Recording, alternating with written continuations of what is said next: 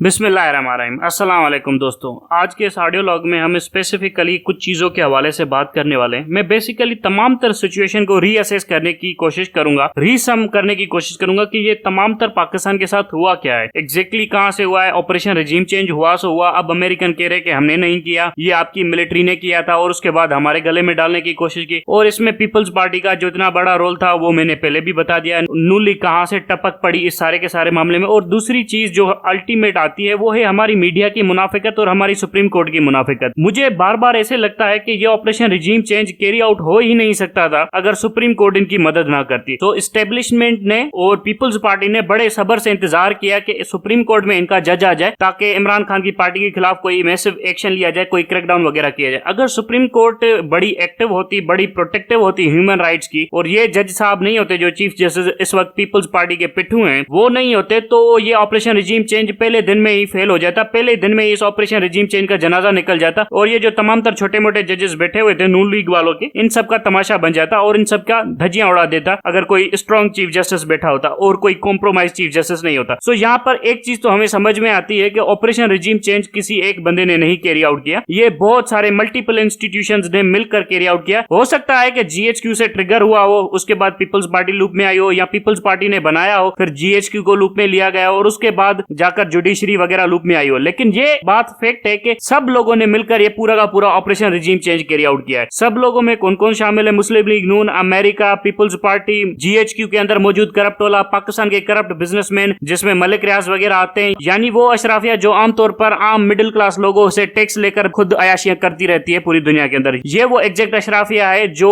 इस middle class से, जो इस मिडिल क्लास की इंटेलेक्ट से डर गई है और जो इस मिडिल क्लास से इतनी खौफजदा हो गई है कि वो बजोरे ताकत इस मिडिल क्लास की पार्टी जो कि पीटीआई है उसको कुचलना चाहती है ताकि पाकिस्तान को अशराफिया का मुल्क बरकरार रखा जा सके। एक्चुअली में ये जो हमारी जंग है ना, ये बिल्कुल इसी तरह से डिक्टेट की जा सकती है। यहाँ पर कोई पीडीएम नहीं है, यहाँ पर कोई इदारा नहीं है, यहाँ पर कोई पार्टी नहीं है। यहाँ पर ये वो बात आ गई है कि एक मिडिल क्लास के सामने एक इलीट का टोला जमा हो चुका है और इलीट के तमाम तर टोले जमा हो चुके हैं जिनको सपोर्ट कर रहा है अमेरिका जो कि दुनिया की बड़े से बड़ी इलीट है, और वो लोग मिलकर मिडिल क्लास को कुचलने की कोशिश कर रहे हैं पाकिस्तान के अंदर। अब मिडिल क्लास में कुचलने की बात यह है कि मिडिल क्लास के लोगों को मारने की बात नहीं है, बात यह है कि मिडिल क्लास की आवाज को कुचलने की बात है, और मिडिल क्लास की आवाज है इमरान खान और पाकिस्तान तहरीक इंसाफ पार्टी। सो वो चाहते हैं कि इस मिडिल क्लास की पार्टी को किसी ना किसी तरह से कुचला जाए, जिसके बाद ही जाकर इन इलीट के लिए ये मुल्क आजाद होगा और फिर उसके बाद इलीट ये मजे से बैठकर इस पूरे के पूरे पाकिस्तान को खा सकती है और मिडिल क्लास को कुछ नहीं देगी। अगर आप देखेंगे कि पाकिस्तान की इकोनॉमी के अंदर कितने डेंट्स आ गए जिसकी वजह से डायरेक्ट इंपैक्ट मिडिल क्लास के ऊपर पड़ा है और मिडिल क्लास की धज्जियां उड़ के रख गई हैं। मिडिल क्लास बिल नहीं दे सकता, लेकिन इस इलीट को कोई परवाह नहीं है और इस मीडिया को भी कोई परवाह नहीं है। सो ये जो मीडिया ढकोसला करता आ रहा था पाकिस्तान के अंदर कि हम तो गरीब आवाम की आवाज है, हम तो इंसाफ की आवाज है, हम तो हुकूमत के खिलाफ आवाज उठाते हैं, सो ये वो सारा का सारा तमाशा था। अब चीजें बिल्कुल क्लियर हो चुकी हैं कि ये जो मीडिया है ये भी इलीट का है। अगर आप इस तरह से देखेंगे तो तमाम तर चीजें आपके सामने क्लियर हो जाएंगी कि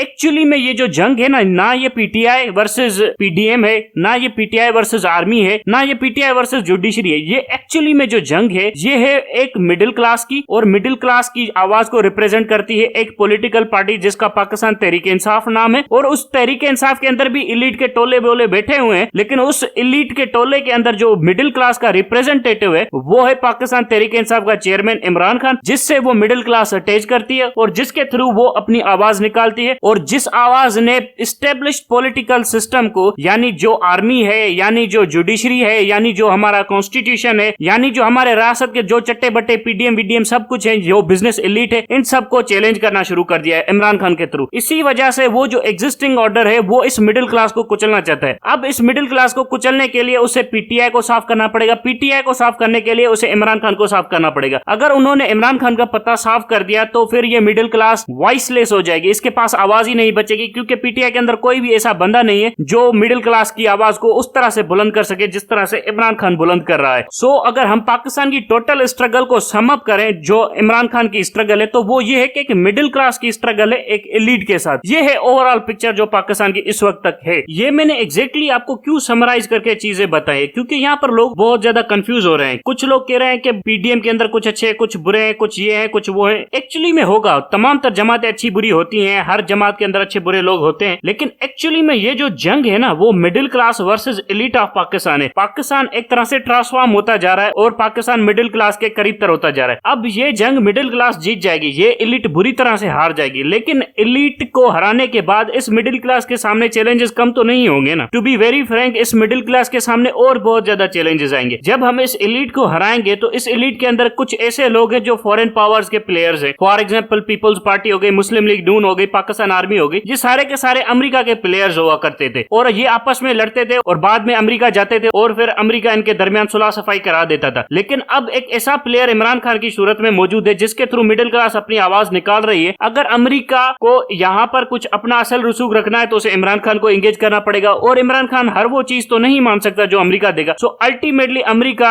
पाकिस्तान के साथ नहीं चलेगा और पाकिस्तान के साथ नहीं चलेगा उसका मकसद ये होगा कि पाकिस्तान के ऊपर इकोनॉमिक सैंक्शन लगाने की कोशिश करेगा। अब जो सैंक्शन लगाएगा तो ये भी मिडिल क्लास का ही नुकसान होगा। सैंक्शन से आपके अमीर आवाम को तो कुछ ज्यादा फर्क नहीं पड़ता, वो तो पैसे निकाल कर यहाँ से वहां चले जाएंगे। सो वो भी फर्क हमारी मिडिल क्लास के ऊपर पड़ेगा। सो जो अल्टीमेट डिस्ट्रक्शन की जा रही है ना, वो की जा रही है हमारी मिडिल क्लास की। उसके बाद आते हैं हमारी आर्मी के ऊपर। हमारी आर्मी भी एक्चुअली में मिडिल क्लास के लोगों से बनती है, इसीलिए आप देखेंगे कि आर्मी के अंदर बहुत से ऐसे ऑफिसर्स हैं जो इस वक्त पीटीआई को सपोर्ट कर रहे हैं। वो इसीलिए नहीं सपोर्ट कर रहे हैं कि पीटीआई कोई अच्छे काम करती है, पीटीआई ने कोई बड़े झंडे गाड़ दिए हुए, वो इसीलिए करते हैं कि ये एक मिडिल क्लास की आवाज है। अगर आप इस लेंस से देखेंगे कि मिडिल क्लास की आवाज है तो फिर आपको समझ में आएगा कि पूरी की पूरी पाकिस्तानी की सियासत हैव और हैव नॉट्स के बीच में कुछ ऐसे लोग हैं जिनके पास सब कुछ है, कुछ ऐसे लोग हैं जिनके पास कुछ नहीं है। सो जिनके पास कुछ नहीं है वो बहुत कुछ हासिल कर सकते हैं इस पॉलिटिकल स्ट्रगल के थ्रू, इसीलिए पीटीआई बहुत ज्यादा ताकतवर हो चुकी है। और एक्चुअली में हमारी आर्मी जो पाकिस्तान आर्मी है वो भी मिडिल क्लास से ही अपनी स्ट्रेंथ ड्राइव करती थी और जब भी इस आर्मी को चैलेंज किया जाता था तो मिडिल क्लास ही इसको डिफेंड करने के लिए आती थी। लेकिन यहाँ पर जनरल बाजवा ने एक बड़ा ब्लंडर कमिट किया है और वो बड़ा इंटेंशनल ब्लंडर था और वो बिलावल जरदारी के साथ मिलकर कमिट किया है। और वो ब्लंडर किसने कमिट करवाया? वो पीपल्स पार्टी ने कमिट करवाया और जनरल बाजवा ने मिलकर कमिट किया है। जनरल बाजवा ने खुद को मिडिल क्लास से हटाकर पीपल्स पार्टी के साथ अलाइन करना शुरू कर दिया और उनके हवाले से जो ऑपरेशन रेजिम चेंज था वो प्लान करना शुरू कर दिया। सो ये वो एक्चुअली में पाकिस्तान आर्मी ने पाकिस्तान की मिडिल क्लास को बिट्रे किया, जिसके बाद पाकिस्तान आर्मी की ऐसी धज्जियां उड़ी है कि आने वाले जनरल्स भी इस आर्मी की इमेज को रिपेयर नहीं कर सकते। सो ये वो चीजें हैं जो पाकिस्तान के अंदर एक्चुअली में हुई हैं। अब बात है कि यहाँ पर पीटीआई का क्या रोल है और पीटीआई कितनी बड़ी डम्ब है और पीटीआई कितनी बड़ी नालायक है जिसकी नालायकियों को मिडिल क्लास ने कवर अप किया है। अगर आप एक पॉलिटिकल पार्टी की हैसियत से देखें, अगर आप एक लीडरशिप की हैसियत से देखें, अगर आप विजडम या क्वालिटी से देखें कि रेशनैलिटी कितनी है इस पार्टी के अंदर, तो सीधे सीधे बात करते हैं कि इस पार्टी को तो पता ही नहीं चला था कि ऑपरेशन रिजीम चेंज प्लान भी हो रहा है और इनके खिलाफ हो रहा है। दूसरी चीज, इनको यह पता नहीं चला कि ऑपरेशन रिजीम चेंज कितना एक्सटेंसिव है, कितना ज्यादा है और कितना ताकत के साथ इनके खिलाफ प्लान किया जा रहा है और कितना मैसिव क्रैकडाउन करने की तैयारियां हो रही है पीटीआई के हवाले से। सो ये वो चीजें हैं जो एक सिटिंग गवर्नमेंट, जो कि फेडरेशन के अंदर भी थी, जो पंजाब के अंदर भी थी, जो केपीके के अंदर भी थी, ये वो चीजें थी जो पीटीआई को पता ही नहीं चली थी। सो ये चीजें क्यों नहीं पीटीआई को पता चली थी? ये वो सवाल है जो पीटीआई को खुद से बार बार पूछना चाहिए कि इतना बड़ा ऑपरेशन पीटीआई के खिलाफ प्लान हो रहा था, पाकिस्तान के अंदर प्लान हो रहा था और पीटीआई को पता नहीं चला कि ये ऑपरेशन प्लान हो रहा है। सो ये वो सवाल है जो पीटीआई बार बार खुद से पूछे, कैसे उसके सामने से ये पूरा का पूरा ऑपरेशन कैरी आउट हुआ और उसे पता भी नहीं चला? कैसे ये पीपल्स पार्टी, ये पीडीएम, ये फौज इंतजार करते रहे कि सुप्रीम कोर्ट के अंदर एक ऐसा चीफ जस्टिस आए जो कि इनका पिट्ठू हो, जिसके थ्रू वो अपनी ताकत एक्सरसाइज कर सके, जिसके अंदर ये एबिलिटी ना हो कि वो कोई भी ह्यूमन राइट्स के ऊपर सो मोटो वगैरह ले सके और वो फिर ये आड़ ले लेके मैं आइन की बालादस्ती के लिए कोई सो मोटो वगैरह नहीं ले रहा। और कैसे ये लोग मीडिया के ऊपर अपना छाए हुए थे और मीडिया के अंदर अपना नेक्सस बना रहे थे, मीडिया को कंट्रोल करके बैठे हुए थे। एक सिटिंग गवर्नमेंट को एक सिटिंग डक बनाया हुआ था इस पूरी की पूरी मीडिया ने, उल्टी सीधे खबरें चलाकर। सो ये वो चीजें हैं जो पीटीआई को सोचनी चाहिए, क्योंकि आने वाले दिनों में तो ये सब लोग यहीं पर मौजूद होगी, ये गवर्नमेंट भी यहीं पर मौजूद होगी। इमरान खान प्राइम मिनिस्टर बन जाएगा, फिर प्राइम मिनिस्टर बनने के बाद ये जो थर्ड क्लास कोर्ट है ये यहीं पर मौजूद होगी, थर्ड क्लास मीडिया भी यहीं पर मौजूद होगा, थर्ड क्लास आर्मी भी यहीं पर मौजूद होगी और third class political parties PDM वगैरह ये भी यहीं पर मौजूद होगी। फिर पीटीआई कौन सी पॉलिसीज अपनाएगी जिसके थ्रू ये सारा का सारा गन साफ करेगी? सो ये चीजें हैं जो पीटीआई को बार बार सोचनी चाहिए। To be very open and frank with you guys, मसला यहाँ पर यह है कि पीटीआई के अंदर कोई ऐसी थिंक टैंक नहीं है, कोई ऐसे सोचने समझने वाले बंदे नहीं। इमरान खान को जो लेकर डूबे है ना, वो उसकी नालायक टीम लेकर डूबी है। मैं गारंटी करके बताता हूं कि इसकी टीम के अंदर एक से बढ़कर एक नालायक बैठा हुआ। हर लीडर के पास एक टीम होती है, यहाँ पर टीम का जो हशर है तो वो बस तोबा तोबा करने की बात आती है। ये लोग समझते हैं कि लड़के मर के खून बहाकर सब कुछ हासिल कर लेंगे, ये वो चीजें नहीं होती है। आपके पास एक इंफॉर्मेशन होनी चाहिए, इंफॉर्मेशन वॉरफेयर होती है, उसके थ्रू आप बहुत सारी ऐसी चीजें जीत सकते हैं जो आपने पहले कभी नहीं जीती है। हम यहाँ पर जब पढ़ते थे पॉलिटिकल साइंस, तो उसमें एक ऑपरेशनल आर्ट पढ़ाया जाता था मिलिट्री से रिलेटेड। वो पॉलिटिकल साइंस का एक सब्जेक्ट होता था कि वॉरफेयर के हवाले से आपको पढ़ना चाहिए कि जंगें कैसे होती हैं, ताकि अगर जिंदगी में आपको कभी एनालाइज करना पड़े तो जंगें कैसे एनालाइज की जाती है। सो वहां पर एक आता था subject operational art. Operational art बड़ा स्पेसिफिक सब्जेक्ट होता था। उसमें हमें यह बताया जाता था कि दुश्मन की सेंटर ऑफ ग्रेविटी ढूंढो। सेंटर ऑफ ग्रेविटी ऐसी चीज होती थी कि जिसके ऊपर दुश्मन का सारा मिलिट्री बैलेंस डिपेंड करता था। अगर आप सेंटर ऑफ ग्रेविटी को डैमेज कर दो दुश्मन की, तो उसकी परफॉर्मेंस के ऊपर असर पड़ता था और उसकी इफेक्टिवनेस कमजोर हो जाती थी, जिसके बाद जाकर वो गिरना शुरू कर देते। सो इमरान खान को भी अब ये प्लानिंग करनी होगी कि नेक्स्ट गवर्नमेंट में आने से पहले उसे इन तमाम तर चीजों की सेंटर ऑफ ग्रेविटी को ढूंढना होगा, उन्हें डैमेज करना होगा और उनकी सेंटर ऑफ ग्रेविटी को खुद के साथ यानी प्राइम मिनिस्टर के साथ मर्ज करना होगा। अगर इस रियासत को चलना है और अगर इस रियासत को इमरान खान ने चलाना है, तो सबसे पहली चीज इमरान खान को इस रियासत की सेंटर ऑफ ग्रेविटी बननी पड़ेगी। फौज नहीं होनी चाहिए सेंटर ऑफ ग्रेविटी इस रियासत की, ना जुडिशरी होनी चाहिए, ना मीडिया होना चाहिए। Imran Khan as a prime minister centre of gravity होना चाहिए इस पूरी की पूरी रियासत के अंदर। अगर Imran Khan centre of gravity नहीं होगा, यानी वो सेंटर नहीं होगा इस रियासत का, या इस रियासत का मरकज नहीं होगा, तो एक्चुअली में क्या होगा? एक्चुअली में ये होगा कि फिर से कोई नालायक आर्मी चीफ आ जाएगा, या फिर से कोई नालायक चीफ जस्टिस आ जाएगा, या फिर से कोई नालायक मीडिया का एंकर आ जाएगा, उल्टी सीधी बातें करना शुरू कर देगा और फिर गवर्नमेंट को डैमेज करना शुरू कर देगा। सो